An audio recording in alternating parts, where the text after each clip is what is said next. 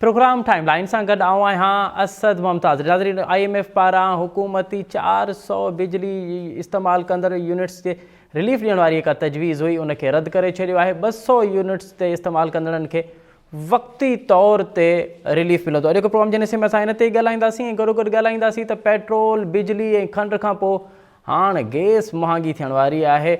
IMF हुकूमत खां मुतालबो कयो आहे त गैस जे टैरिफनि खां 45 खां 50% टैरिफ पे कनि उहो इज़ाफ़ो कयो वञे, उनखे महांगो कयो वञे। प्रोग्राम में इन ते पिणु ॻाल्हाइबो ऐं गॾोगॾु ॻाल्हाइबो त हुकूमत जीअं माज़ी जे ॿियनि हुकूमतनि जी हिन हुकूमत बि बिजली खे बचाइण लाइ वाहिद हल इहो ॻोल्हियो आहे त बाज़ारनि जो जेको वक़्तु आहे उहो घटि कयो वञे ऐं बाज़ारूं मग़रिब जे टाइम बंदि कयूं वञनि ताकी बिजली बचाए सघे। छा बिजली बचाइण जो वाहिद हल इहो ई आहे? इन ते वापारी कीअं पिया सोचनि? इन ते माज़ी में बि गुज़िरियल असां ॾिठोसीं त PDM जी हुकूमत में पिणु इहो मुतालबो थियो, बल्कि इहो त फ़ैसिलो कयो वियो हो, काबीना इहो फ़ैसिलो कयो, उन ते अमल न थी सघियो आहे। हिन हुकूमत बि इहो फ़ैसिलो कयो आहे, इन ते अमल थींदो। वापारी कीअं ॾिसनि था पिया इन फ़ैसिले खे? प्रोग्राम में इन ते पिणु ॻाल्हाइबो ऐं गॾोगॾु ॻाल्हाइबो त गुज़िरियल हुकूमतनि जी निगरान हुकूमत बि खसारे वारा जेके इदारा आहिनि उन्हनि की निजकारी जो ई वाहिद हल ॻोल्हे थी पई ऐं निगरान हुकूमत इहो फ़ैसिलो कयो आहे त जेके इदारा खसारे में आहिनि उन्हनि खे खानगाइणु घुरिजे। हाणे माज़ी जा जेके महिमार इदारा हुआ उहे ज़वाल पज़ीर कीअं थिया, कहिड़ा सबब हुआ जो माज़ी जा आसमान ते हलंदड़ इदारा हाणे ज़मीन दोष थी विया आहिनि? बुनियादी सबब कहिड़ा? इन्हनि ते ॻाल्हाइबो, इन्हनि ते मुकमल ॻाल्हाइबो। हिन असांखे प्रोग्राम में जॉइन कयो आहे इंजीनियर अब्दुल जब्बार मेमण साहब, पाण मुल्क जा नाले वारा मुआशी माहिर आहिनि। उन सां गॾोगॾु शर्जील गोपलाणी साहब, पाण कराची जे ताजिर अॻवान आहिनि ऐं उन सां गॾोगॾु असांखे जॉइन कंदो मुल्क जो मुमताज़ मुआशी माहिर जनाब मुश्ताक मिरानी साहब। ऐं नाज़रीन खे हिकु दफ़ो ॿीहर अॼु जेके IMF वटि जेके उमीदूं हुयूं, गुज़िरियल हिकु हफ़्ते खां वठी हुकूमत अवाम खे इहे दिलासा पई ॾिए त IMF वटि उन्हनि तजवीज़ूं मोकिलियूं आहिनि, हिकिड़ो प्लान मोकिलियो आहे त बिजली जा जेके बिल आहिनि, जिते असां ॾिठोसीं त सॼे मुल्क में बिजली जे बिलनि जे ख़िलाफ़ु, बिजली जे वाधू बिलनि जे ख़िलाफ़ु सॼे मुल्क में एहतजाज थिया। कराची खां गिलगित ताईं एहतजाज थिया ऐं उनखां पोइ हुकूमत इहा आमादगी ज़ाहिर कई हुई त असां IMF सां ॻाल्हाईंदासीं ऐं IMF खे तजवीज़ ॾींदासीं त घटि में घटि 400 यूनिट्स ताईं बिजली जा इस्तेमालु कंदड़ जेके 400 यूनिट्स ताईं जेके कंज़्यूमर आहिनि उनखे हर सूरत में रिलीफ मिले। हुकूमत जे प्लान खे अॼु IMF मुकमल तौर ते रद्द कयो आहे। 200 यूनिट्स ताईं IMF हामी भरी त 200 यूनिट्स ताईं जेके कंज़्यूमर आहिनि उनखे वक़्ती तौर ते रिलीफ मिलंदो ऐं उन सां गॾोगॾु जीअं पेट्रोल जी क़ीमतूं वधियूं, आसमान ते पहुतियूं, उनखां पोइ खंड जेका आहे उहा डबल सेंचुरी करे वई, उनखां पोइ बिजली त हुअं ई आसमान ते हुई, उनखां पोइ हाणे गैस जे टैरिफ जे वधाइण जो फ़ैसिलो कयो वियो आहे। हिन असांखे प्रोग्राम में जॉइन कयो आहे शर्जील गोपलाणी साहब, पाण ताजिर अॻवान आहिनि। शर्जील भाई, प्रोग्राम में खुश आमदीद। बहुत बहुत शुक्रिया। अच्छा शर्जील भाई, सबसे पहले तो ये बताइए कि माजी में PDM की हुकूमत और उससे पहले तहरीक इंसाफ की हुकूमत और उससे पहले नून लीग की हुकूमत ने यह फ़ैसला किया था कि बिजली बचानी है और बिजली बचाने का वाहिद हल ये है कि मार्केट्स जो हैं वो मगरिब के औकात में उनको बंद किया जाए। अब ये निगरान हुकूमत ने भी ये फ़ैसला किया है कि 1 अक्टूबर से बाज़ारों का जो टाइम है वो मगरिब के वक्त बंद किया जाए। सबसे पहले इस पर आप कमेंट कीजिएगा, क्या वाहिद हल ये है कि मार्केट्स मगरिब के टाइम बंद की जाएँ, इसी से ही बिजली बचेगी? देखिए, नाअहल लोगों की जो है ना वो इसी तरीके की बातें होती हैं जो वो बातें कर रहे हैं। बिजली आप कितनी बचा लेंगे मुझे ये बताएं। सबसे बड़ी बात ये है कि पूरे जितना ट्रेड है वो तो मेजोरिटी ट्रेड आपका पूरे मुल्क में मगरिब में बंद हो जाता है। सिर्फ आपके कुछ बाजार होते हैं या मॉल्स होते हैं जो रात को लेट नाइट तक आपके खुले रहते हैं और जो भी शहर की रौनक भी होते हैं। अगर आपने शहर को देहात बनाना है और उसको उजाड़ना है, उसकी रौनक खत्म करनी है, तो बस आप रात को बाजार बंद करवा दें। और ये सिर्फ जो नाअहल लोग हैं ये उनकी मंतक है। अगर कोई अहल लोग होते तो अब तक जो है सब्सिट्यूट कोई चीज लेकर आ चुके होते।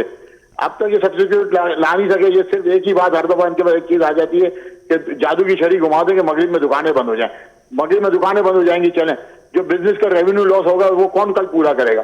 फिर यही बैठे होंगे जो आज आपके 16 रुपए की बिजली आज 52 रुपए में बेच रहे हैं। 16 महीने में 16 रुपए की बिजली को 52 रुपए में लेकर चले गए। कल ये 52 रुपए की बिजली आपको 90 रुपए में बेच रहे होंगे। तो शरीर भाई, बेहतर नहीं है कि अगर जल्दी मार्केट्स खोलें और जल्दी बंद हों ताकि लोगों की जो आदतें हैं वो भी दुरुस्त हों, जल्दी सोना और जल्दी उठने वाला? ये तो बाज़ारें 2-2 रात को 3-3 बजे तक खुली रहती हैं, ये भी तो भला हम अफोर्ड नहीं कर पाते ना सर? देखिए, बात ये अफोर्ड ना करने की बात नहीं है। बात ये है कि आपका वेदर क्या बोलता है, आपका मौसम क्या है। आपके पास कोई सर्दी तो है नहीं कि आप शाम को बंद करके अंदर अपने रजाइयों में घुस जाएंगे। गर्म इलाके में आप रहते हैं जहां पे दिन में 2 बजे आपको 38-40 डिग्री सेंटीग्रेड आपका जो है मौसम होता है, उस पर कौन बाहर आपकी शॉपिंग करने निकलेगा, कौन बाहर जाएगा? ऐसा तो है नहीं कि एयर कंडीशन से निकले, एयर कंडीशन गाड़ी में बैठे और एयर कंडीशन मॉल में पहुंच गए। आपके पास तो हर चीज का क्राइसिस है।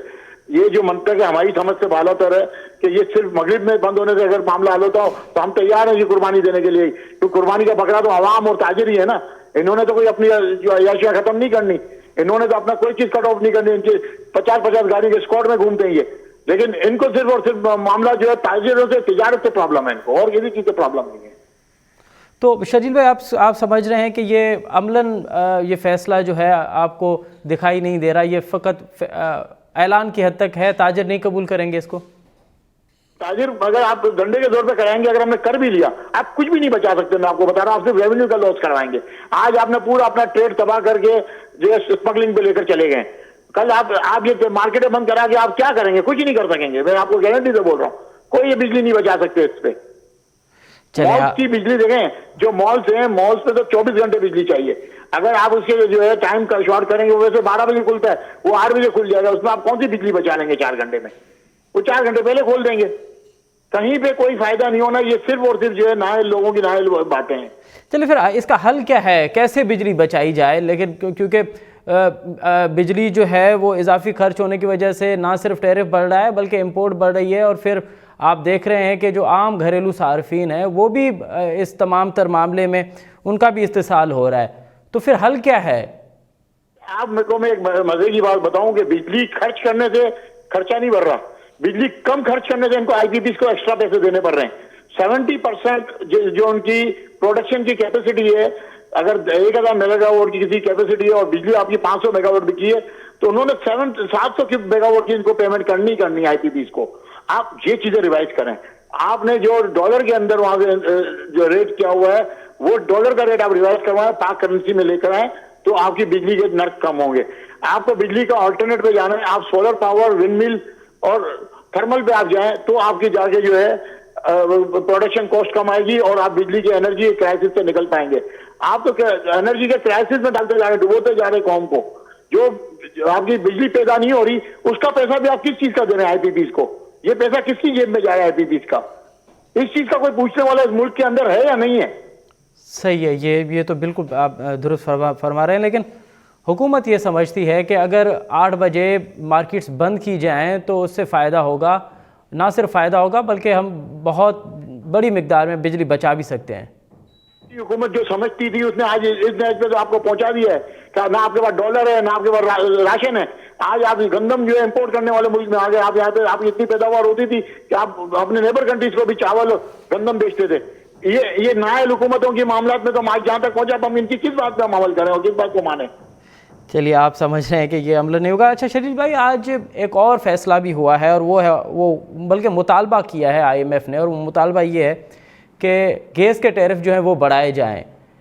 45 से 50% जो गैस के टैरिफ हैं वो अभी बढ़ने वाले हैं। तो पहले बिजली, उससे पहले पेट्रोल, फिर जिस तरह से चीनी गायब हुई, अब बारी है गैस की। क्या ये इसके टैरिफ बढ़ाने से ही मसला हल होगा, या आप समझ रहे हैं कि नहीं, अब एक बहुत बड़ा ऑपरेशन की ज़रूरत है, ये शॉर्टकट वाला सिस्टम नहीं चलेगा?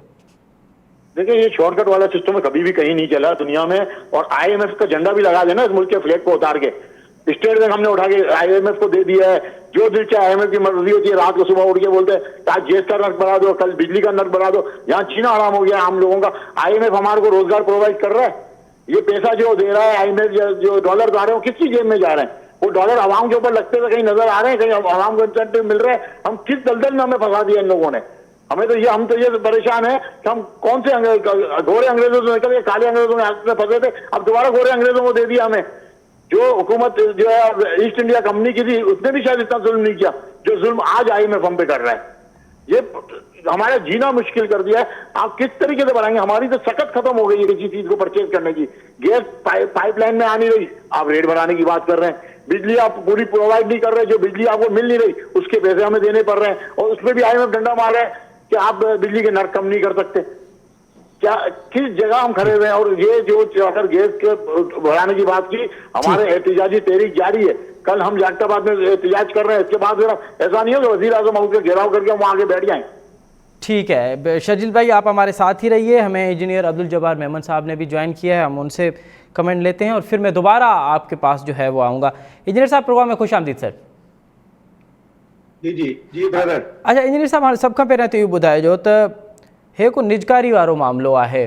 असां ॾिठोसीं त हिन खां अॻु में PDM जी हुकूमत बि फ़ैसिलो कयो हो त जेके इदारा हली नथा सघनि या जेके इदारा हाणे बिल्कुलु ज़वाल पज़ीर थिया आहिनि उन्हनि खे निजकार करणु घुरिजे उन्हनि जी, ऐं इहो ई हल आहे। उन खां अॻु में तहरीक इंसाफ़, उन खां अॻु में नून लीग, उन खां अॻु में पीपल्स पार्टी, ॿ इदारा त हिन जी अख में आहिनि। हिकिड़ो PIA आहे ऐं ॿियो स्टील मिल आहे। अवां छा पिया सम्झो त छा वाकई निजकार ई इन्हनि इदारनि जो हल आहे या हिकिड़ो ॿियो को टियों ऑप्शन बि मौजूदु आहे अञा? ॾिसो, निजकारी जेको आहे सो हुन जे हवाले सां तव्हां ॾिसंदव त जेके बि कॉस्ट एस्टिमेट इकोनॉमिस्ट आहिनि उहे जेके आहिनि से जॾहिं बजट खे पाकिस्तान जे हुन तरीक़े सां ॾिसनि था त IMF जेका आहे सा हिकिड़ी सीलिंग ॾिनी आहे ख़र्चनि ऐं रेवेन्यू जनरेशन में। जी, जेकॾहिं ख़र्चनि ऐं रेवेन्यू जनरेशन खां अलावा जेकॾहिं ॿी के ऑब्लिगेशनूं पैदा थियनि वेठियूं, जीअं हाणे तव्हां ॾिसो त 400 यूनिट जेके आहिनि उन्हनि ते हिकिड़ी ॻाल्हि ॿोल काफ़ी हद ताईं वई, उहा मंज़ूर न थी। 200 ते वाई आहे त उहा किस्तुनि जे हवाले ते थी थिए। जी, त अहिड़े क़िस्म जी जेके शयूं आहिनि उन में IMF जो सिर्फ़ु हिकिड़ो हिसार हूंदो आहे त इहे एडजस्टमेंट जेके कंहिं मुल्क जे हिकिड़ो स्मूथ फंक्शनिंग में या पॉलिटिकल या सोशो इकोनॉमिक प्रॉब्लम जे ज़रूरतुनि जे तहत उहे ख़र्चा थियणु खपनि त उहे बजट मां जेके आहिनि से पोइ एडजस्ट थियण में वॾी तकलीफ़ आहे। जेकॾहिं उहा तकलीफ़ जेका आहे सा इन करे आहे जो रेवेन्यू खे पोइ तव्हां कीअं वधायो या टैक्सिस विझो या ॿिया वेन्यूज़ जीअं निजकारी आहे उनखे पॉइंट आउट कयो पियो थो वञे त उन मां कुझु जेको आहे सो पैसा हासिल थींदा। हाणे उहे पैसा जेके आहिनि से हिकिड़ो त तव्हांजे फॉरेन एक्सचेंज जे हवाले सां ऐं कर्ज़नि जी अदायगी जे हवाले सां जेकॾहिं को फॉरेन ऑपरेटर अचे थो ऐं लोकल जेकॾहिं उन सां जॉइंट वेंचर करे थो, पैसा रुपयनि ऐं प्लस डॉलर्स में थियनि था, थोरो इहो हिकिड़ी पॉलिटिकल साइड ते मां नथो वञा त इन में बि काफ़ी गड़बड़ थींदी आहे जीअं IPPs में थी। पर इन करे जेको आहे सो इहो मामिलो जेको आहे सो पुराणो आहे, इहो CCI मां अप्रूव थियल आहे। सिंध पाण इन अप्रूवल में सिंध जो बि हिकिड़ो हिसो आहे। वरी जॾहिं इन मामले खे PIA जेके काफ़ी हद ताईं जॾहिं मेच्योर पे थियो त नवाज़ शरीफ़ जी हुकूमत में इन जे लाइ चयो वियो त इन जे जेको एक्ट आहे PIA उन में जेसि ताईं तब्दीली न थींदी तेसि ताईं उनखे नथो विकिणी सघिजे मार्केट में। तव्हांखे यादि हूंदो एक्ट आंदो वियो, एक्ट जे अचण खां पोइ तमामु घणा बदमज़गियूं पैदा थियूं। मूंखे त शायदि मुंहिंजो जेकॾहिं ज़हन ऐं मेमोरी कमु करे थी त माण्हू हुआ हिते जेको आहे सो ख़ासि करके एयरपोर्टनि ते जेको आहे सो वॾा जंग ऐं फसाद हुआ। जॾहिं इन्हनि शयुनि खे ॾिसी करे सियासी हुकूमत नवाज़ शरीफ़ वारी जेका आहे असां उन पोइ बैकआउट कयो त हे जेको आहिनि से असांजे वोटनि जे कमीअ जा बाइस बणजंदा, छाकाणि त PIA में या त यूनियन ईंदी हुई पीपल्स पार्टी जी या त यूनियन ईंदी हुई नवाज़ शरीफ़ वारनि जी। त नवाज़ शरीफ़ वारनि जी उन ज़माने में मूंखे यादि आहे यूनियन मौजूदु हुई। नवाज़ शरीफ़ वारनि बैकआउट कयो। हाणे अॻिते था हलूं Pakistan steel mill. Pakistan steel mill जेका आहे असां तव्हांखे जेकॾहिं यादि हूंदो त डॉक्टर मुफ्ता जेको आहे सो ईअं चवंदो त जेको माण्हू बि PIA खे ख़रीद कंदो उनखे मां ₹1 में स्टील मिल बि ॾेई छॾींदुसि। छाकाणि त उन जी जेको आहे सो एस्टिमेशन्स इहे हुयूं त इन जी क़ीमत 0 आहे। इहा हिकिड़ी लाइबिलिटी आहे जेका केर बि खणे त उन जो को मुल्ह कोन्हे। इहो तव्हांखे थोरो मां यादावरी थो करायां। हाणे असां अॻिते जे जेको आहे सो किसनि में अचूं त पाकिस्तान में जेको आहे सो निजकारी जे हवाले सां इंजीनियर साहब जेसि ताईं मूंखे यादि पियो अचे कते कलामी माफ़ अव्हांखे बि यादि हूंदो त शाहिद ख़ाक़ान अब्बासी जॾहिं प्राइम मिनिस्टर हुयो ऐं सिंध जो वॾो वज़ीर उन वक़्तु क़ाइम अली शाह हुयो, हिते कराची में ई शाहिद ख़ाक़ान अब्बासी उन वक़्तु चयो हो त अगरि सिंध हुकूमत असां खां स्टील मिल वठणु चाहे त असां ₹1 में इनखे स्टील मिल ॾियण लाइ तयारु आहियूं, छाकाणि त स्टील मिल उन वक़्तु एॾो वॾो बर्डन हुयो वफ़ाक़ी हुकूमत ते। हींअर न सिर्फ़ु वफ़ाक़ी हुकूमत बल्कि सूबाई हुकूमतूं बि इंट्रेस्ट पई करे कि ॿिया सबब बि आहिनि कि उन जी लैंड बि अहम आहे। हाणे छाकाणि त रियल इस्टेट जो कारोबार उरूज ते आहे त छा स्टील मिल हिकु इदारो जी निजकारी पंहिंजी जाइ ते उन जी जेका लैंड आहे उहा बि माना रखे थी पई? सो स्टील मिल जी जेका लैंड आहे उहा तमामु वॾी माना रखे वेठी। स्टील मिल जी हिकिड़ी लैंड जेका आहे सा 1230 एकड़ जेका आहे सा फेडरल गवर्नमेंट खणी वरिती हुई ऐं अॼु फेडरल गवर्नमेंट जेके आख़िरी रेट उन लैंड जा अचनि वेठा उहो आहे 6 खां 7 करोड़ रुपया पर एकड़। उन खां पोइ फेडरल गवर्नमेंट जेका आहे सा हिकिड़ी ॿी 1500 एकड़ ज़मीन जेका आहे सा उहा खणण जी कोशिशि कई ऐं मुंहिंजो ख़्यालु आहे उहा हाणे PIDC जे हवाले कई वई आहे। जी उहा PIDC उनखे डेवलप करे उनखे विकिणंदी as a national industrial park जंहिंखे चइबो आहे त स्पेशल इकोनॉमिक ज़ोन जो दर्जो ॾेई करे अट्रैक्शन तमामु घणी पैदा थी वई आहे। उन 1230 एकड़ में शायदि ज़मीन उते हाणे बाक़ी बि न रही आहे, ठीकु छाकाणि त 10 सालनि जा टैक्स हॉलीडे ऐं तव्हांजी इम्पोर्ट्स जेके आहिनि से बग़ैर कंहिं टैक्सिस अदायगी जे। हाणे ॿी 1500 बि हुननि वटि आहे त 3000 एकड़ त ईअं हली वई। सिंध जी ज़मीन जॾहिं त उन ज़मीन खे जॾहिं ॾिनो वियो त उन जे हेठां हिकिड़ा सेंटेंस इहा बि लिखियल आहे त जे ज़मीन ॾिनी पई थी वञे स्टील मिल जे प्लांट लाइ ठीकु ऐं उन्हनि रहायशुनि लाइ जेके हिते रहंदा ऐं कमु कंदा। सही। ऐं जेकॾहिं का ज़मीन बची वई या जेकॾहिं इहा ज़मीन जेका आहे सा इन ॿिनि मक़सदनि खां अलावा किथे वञण जी कोशिशि थी त इहा वापसि थींदी सिंध गवर्नमेंट खे। ठीकु आहे, इहो हिकिड़ो अथव कंडीशन ऑफ अलॉटमेंट फॉर्म 7 जा इंडोर्समेंट आहिनि। हाणे इन में जेको आहे सो सिंध गवर्नमेंट जी जेका आहे सा उनखे कई दफ़ा जेको आहे सो इन तरफ़ आंदो वियो। सिंध गवर्नमेंट जो को बि इंट्रस्ट कोन हो। मां तव्हांखे ॿुधायां न सिंध गवर्नमेंट CCI में इहा ॻाल्हि उथाई त हिते जेको आहे सो 19,300 एकड़नि बिल्कुलु अवां सां 100% मुतफ़िक़ आहियां। सही पिया चओ, सिंध हुकूमत जो त इंट्रस्ट जुड़ियो ई गुज़िरियल 5-8 सालनि खां आहे, जॾहिं खां रियल एस्टेट जो कारोबार वधियो आहे ऐं जॾहिं खां हुन जी ज़मीन जी ॻाल्हि कई पई वञे। मूंखे यादि हूंदो त हिकिड़ो रियल एस्टेट जो टाइकोन बि ॻाल्हि कई हुई त अगरि मूंखे स्टील मिल ॾिनी वञे त आउं इहो सॼो मामिलो जेको आहे सिधो करे पियो सघां। हल छा आहे सर? शरील साहिबु अवां पंहिंजो इंजीनियर साहिबु अवां हिनखे हल कीअं पिया ॾिसो? छा निजकारी हल आहे हिन जो? ॾिसो, हिन वक़्तु हे निजकारीअ ते पहुची चुकी आहे। तक़रीबन 2 पार्टियूं आयूं हुयूं। हिकिड़ी पार्टी चाइनीज़ जेका आहे सा उन बैकआउट कयो आहे, हिकिड़ी पार्टी चाइनीज़ रही वई आहे। जेका रहियल पार्टी आहे उहा जेका आहे सा उनखे मुंहिंजो ख़्यालु आहे काफ़ी हद ताईं जेको आहे सो उनखे हिन बिल सां आगाही ॾिनी वई आहे। हाणे उहा जेका आहे सा हिन ते बिड कंदी पार्टी हिकिड़ी आहे PPRA ऐं उन खां अलावा जेके सेहतमंद मुक़ाबले जे हवाले सां गुड प्रैक्टिस जे हवाले सां हिकिड़े पार्टी खे का शइ न ॾिबी आहे, छो जो उन में प्राइस कंपटीशन न हूंदी आहे। पर तक़रीबन जेके रूल्स ऑफ बिज़नेस आहिनि उन मुताबिक़ हे निजकारीअ जे आख़िरी उन स्टेज ते आहे जिते जेको आहे सो जेका पार्टी हिनखे खणंदी उन में जेके आहे सो लीज़ जा 3 सालनि जा पैसा ॾींदी। उन खां पोइ हिन जा जेके बि बिल्डिंग्स लैंड एसेट्स आहिनि उन्हनि जा पैसा ॾींदी। कुझु वैल्यूएशन थियल आहे जंहिंमें 2-3 क़िस्म जूं ॻाल्हियूं आहिनि। असां ॻाल्हाए रहिया हुआसीं त हिकु त IMF हुकूमत जी तजवीज़ रद्द कई आहे। 400 यूनिट्स ऐं इस्तेमालु कंदड़नि खे रिलीफ वारो प्लान हुकूमत ठाहियो, उहो रद्द थियो आहे।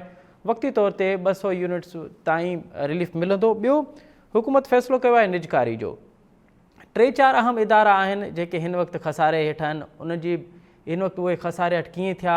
मिसाल PIA आहे, हिकु तमामु शानदार इदारो हो जंहिं न सिर्फ़ु PIA पाकिस्तान लाइ हिकु महिमार हो बल्कि उन केतिरा ई ॿिया इदारा ठाहिया, इमारातुनि ठाहियो, उन खोड़ सारा ॿिया इदारा ठाहिया। उहे अॼु इदारा उन्हनि जूं फ्लाइट्स अॼु आसमान ते आहिनि ऐं PIA जा जहाज़ जेके आहिनि उहे आहिस्ता आहिस्ता ज़मीन ते ईंदा अचणु शुरू थी विया आहिनि। ॿियो इदारो आहे स्टील मिल जो। स्टील मिल हिकु शानदार इदारो हो माज़ी जो, उहो ज़वाल पज़ीर कीअं थियो उन ते बि अवां कमेंट ॿुधो। हाणे रेलवे आहे, यूटिलिटी स्टोर्स आहिनि, खोड़ सारा इदारा आहिनि जेके हिन वक़्तु खसारे हेठि आहिनि। त छा निजकारी ई वाहिद हल आहे या टियों ऑप्शन मौजूदु आहे? इन ते प्रोग्राम में असां ॻाल्हायोसीं ऐं अवां तफ़सीली ॿुधो पे इंजीनियर अब्दुल जब्बार मेमन साहब खे। शलील गोपरानी साहब, आप मुझे सुन पा रहे हैं? मेरी आवाज़ सर आप तक आ रही है? बिल्कुल आ रही है। अच्छा शर्लील साहब, अब ज़रा बात करते हैं, आपने तो कहा कि ये जो मगरिब के औकात की बाज़ार बंद करने वाला जो फ़ैसला है वो फ़कत फ़ैसला ही रहेगा। भला बताइए कि पहले पेट्रोल महंगा हुआ, फिर बिजली महंगी हुई, अब गैस महंगी हो रही है, और दूसरी तरफ हम देख रहे हैं कि जो हमारे कारोबारी हजरात हैं वो वज़ीर आज़म साहब से भी मिल रहे हैं, आर्मी चीफ से भी मिल रहे हैं, और एक नया प्लान भी चल रहा है। आपकी भी मुलाकात हुई थी वज़ीर आज़म साहब से, आपने उनको क्या रुदाद सुनाई और फिर वहाँ से रिस्पॉन्स क्या आया था? देखिए, पहली बात तो ये वज़ीर आज़म साहब से मुलाकात जो हमारी भी पहली दफ़ा ऐसा हुआ है कि वज़ीर आज़म पाकिस्तान ने किसी वज़ीर आज़म पाकिस्तान ने छोटे ताज मुलाकात की, लेकिन वो मुलाकात भी इंजीनियर्ड थी। इंजीनियर्ड मीन्स कि जो गवर्नर साहब थे उन्होंने अंदर अपने बंदे बैठाए हुए थे। हमारे सिर्फ 3 लीडरान की बातें सुनी गई, बाकी किसी को बोलने का मौका ही नहीं दिया गया। फिर भी हमने किसी तरह अपनी रुदात जो है वो वज़ीर आज़म साहब के साथ पहुंचा दी और हमने बता दिया कि हम बिजली के बिलों की अदायगी नहीं कर सकते और हम आज से बिजली के बिलों की अदायगी रोक रहे हैं। इसके बाद वज़ीर आज़म साहब ने ये बोला कि आपके मसाइल के हल के लिए गवर्नर साहब यहाँ बैठे हैं, मैं इनसे राब्ते में रहूंगा और ये आपसे जो भी मामला होंगे वो तय करेंगे। उस दिन के वज़ीर आज़म साहब जो यहाँ से गए हैं, उसके बाद हमने तो गवर्नर सिंध की शक्ल भी नहीं देखी, वो कहाँ पाए जाते हैं। इसके बाद हमसे मेंबर FBR ने पिछले जुम्मे को मुलाकात की थी जी, और उन्हें भी हमने तमाम तजावीज़ बताई, तमाम रुदात बताई, वो सारी चीजें नोट करके गए हैं। लेकिन 1 हफ्ता हो गया, उधर से भी कोई जवाब नहीं आया अब तक। और हम पिछले 1 माह से आपके सामने रोडों पे एहतिजाज में है। हमने 31 तारीख को पूरा पाकिस्तान बंद था, 1 तारीख को कराची बंद था, फिर 2 तारीख को पूरा पाकिस्तान बंद था। ठीक, 3 दिन की हड़ताल होने के बाद भी कहीं से कोई रिलीफ की आवाज नहीं आ रही। बिल्कुल chief of army staff Karachi आए थे, उन्होंने जो है सनतकारों से, चैम्बर से, फेडरेशन से मुलाकात जरूर की है और हमने भी कुछ बातें सुनी है जो कि हमें समझ में आ रही हैं कि अगर इस माशी प्लान पे कोई अमल हो जाता है तो हमें उम्मीद है कि हमें डायरेक्टली नहीं तो इनडायरेक्टली रिलीफ जरूर मिलेगा। देखिए, अगर कीमतें कम नहीं होती तो कम से कम किसी तरीके से हमारी आमदनी बढ़ाई जाए। आमदनी जब बढ़ेगी जब आपका माशी प्लान स्ट्रांग होगा, जब आपकी GDP 8.1 8.2 पे जाने की बात हो तो आप शायद जाके आपकी जो है बाकी जो अखराजात आप अपना ब्रेक इवन कर पाए। अदरवाइज कोई ऐसा रास्ता नहीं है कि ये जो यूटिलिटी के जो खर्चे हैं इसको आप किसी तरीके से भी ब्रेक इवन पे भी पहुंच जाए। हमारी आबादी जो है वो 60-70% आबादी वो गुर्बत की लकीर से नीचे जिंदगी गुजार रही है। लोअर मिडिल क्लास और जो है गरीब लोग हैं। ओके, तो आप जो है ये सबके सब वॉश आउट हो जाएंगे, लोग खुदकुशियां कर रहे हैं। सही कह रहे हैं आप, सही कह रहे हैं आप। जिस तरह से माशी बहरान जो है वो ना सिर्फ लोअर मिडिल क्लास, अब तो मिडिल क्लास भी उससे जो है वो उसका भी इस्तेसाल शुरू हो रहा है, वो भी उसके दबना शुरू हो गया। वो साईं मुश्ताक मीरानी साहब अवां के प्रोग्राम में भली कार पे अचो, मुंहिंजो आवाज़ अवां ते अचे पियो सर? हाँ हाँ। अच्छा मीरानी साहब, हाणे 2 शयूं आहिनि। हिकु त जेका बि हुकूमत ईंदी आहे उहा 2-3 अहम शुरू में फ़ैसिला कंदी आहे, उन में हिकिड़ो फ़ैसिलो हूंदो आहे निजकारी जो। हींअर ही निगरान हुकूमत बि फ़ैसिलो कयो आहे त उहे इदारा जेके खसारे हेठि आहिनि उन्हनि खे हाणे निजकारी खां सवाइ ॿियो को हल न आहे। तव्हां ॿुधायो त हीअ की माज़ी जा महिमार इदारा हुया उहे एॾा ज़वाल पज़ीर कीअं थिया? मिसाल PI आहे, मिसाल स्टील मिल आहे, मिसाल यूटिलिटी स्टोर्स आहिनि, मिसाल रेलवे आहे, इहे कीअं सर एॾा ज़वाल पज़ीर कीअं थिया? इहा रुदात कंहिंखे ॿुधाइजे? इन्हनि जी 2 कैटेगरीज़ आहिनि। हिकिड़े उहे कैटेगरीज़ में अचनि था, ही गवर्नमेंट जा अदारा जंहिंखे चवंदा आहियूं न। जी सर। उहे हिन जेके बेसिक सर्विसिस सां रिलेटेड आहिनि, जीअं फॉर एग्जाम्पल स्कूल आहे, अस्पताल आहे, पाणी जो जेको आहे सप्लाई आहे उहो आहे, इरिगेशन आहे ऐं ट्रांसपोर्ट जो आहे। जी। ॿिया हिन प्रोडक्शन में अनफॉर्चुनेटली जॾहिं ज़ुल्फ़कार भुट्टो आयो, जॾहिं या बांग्लादेश खां पोइ सॼो कुझु थियो त हू साहब जेको हो सो हू पॉपुलिस्ट सोशलिस्ट आइडियोलॉजीअ खां हुयो पंहिंजो मुतासिर। जी।